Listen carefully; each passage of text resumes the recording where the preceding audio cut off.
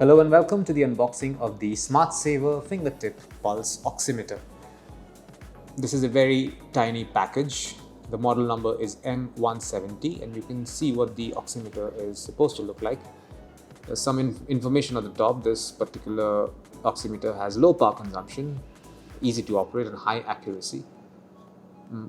What else is there?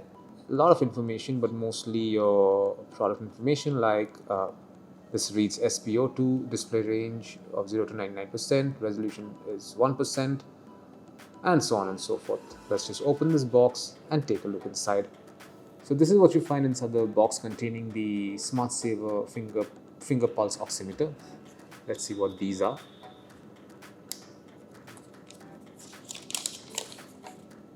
Okay, this is a thank you note from the manufacturer. Let's keep it on one side, like here, for instance. This is a lanyard, a very tiny lanyard for carrying this oximeter around.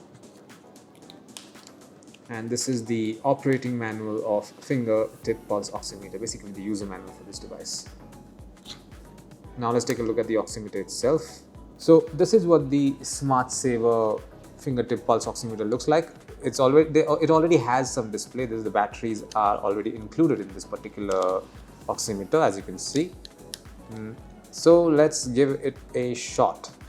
Oh, okay, one second. Let me just put it back. Okay, take it from here.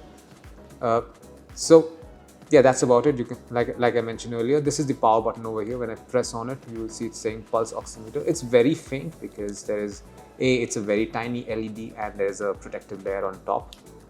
Let's try this out and see if it works. So if I press this power button while I am using it, while my fingertip is inside the machine, it changes the display aspect basically. So this is it. This is what you find inside the box containing the Smart Saver Finger Pulse Oximeter. Thank you for watching.